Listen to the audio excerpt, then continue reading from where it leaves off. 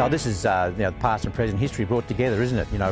Emerald and Blackwater built on rail back in the 1870s, 1880s. Emerald was really in those days a little place called Nagoa Siding.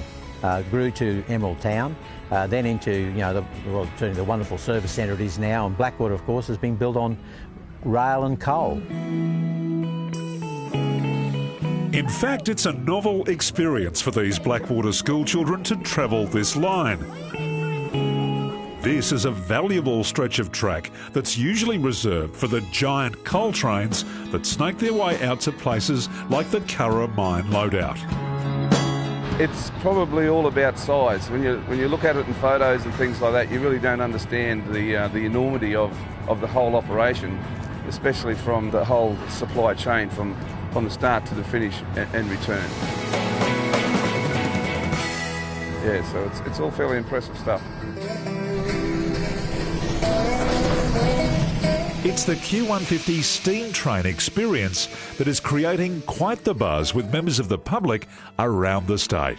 The youngest bub to board the train at just 11 days old, the oldest couple 198 respectively. And in every carriage, on every leg, you'll find someone who's a member of the extended QR family. I went into the railway as a cleaner, fireman and acting driver, and unfortunately I came in the last few years of steam, and back then it was something that every young fellow wanted to do. And I kept going in the railway and caught the diesels and all that come in, but to see the steam running, it's really something magnificent. I'm a driver myself with QR. I'm in a little depot just outside Stanwell. Probably started when I was a kid, had a paper run on a suburban platform back in the steam trains. I didn't join till 1975, but I haven't wasted much time. Well, about 48 years in the job, yeah, it's great fun, it's good. Everything is a challenge, it's great, day to day to day, real keep you going.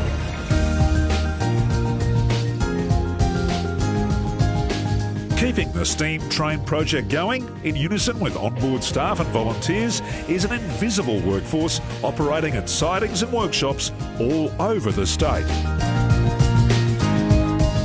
What we do here in Cairns, we all dig in and give a hand out, and it's been great for the whole lot, and hasn't been much more hard work, and what extra work it has been, we've all enjoyed doing it. I joined the railway on January the 30th, 1967, and that was the day of the last official steam train between Innisfail and Ingham. Engine 1089 races the setting afternoon sun to make it to an official reception in Cloncurry. This little town west of Julia Creek and east of Mount Isa is one of more than 30 communities that will greet the train with an official welcome to country, an exchange of gifts and kind words, and a well-rehearsed speech from a local student representative.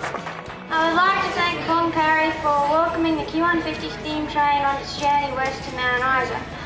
I can assure all the passengers on the Q150 they will enjoy the renowned hospitality Cloncurry offers its visitors.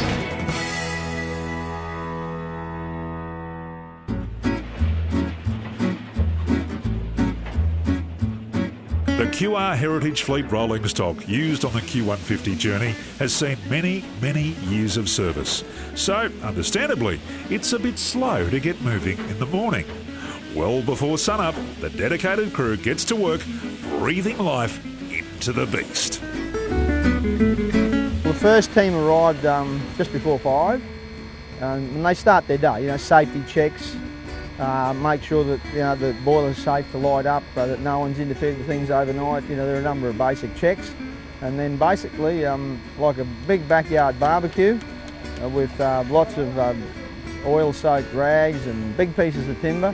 It's lit up and the day starts, and it takes anywhere from depending on how hot the boiler is, it can be 2.5 hours, sometimes it's 4 hours. To actually raise pressure and get all the work done, the greasing, the oiling, the replenishment of coal, and the next task we're looking at is the water. We need a lot of water.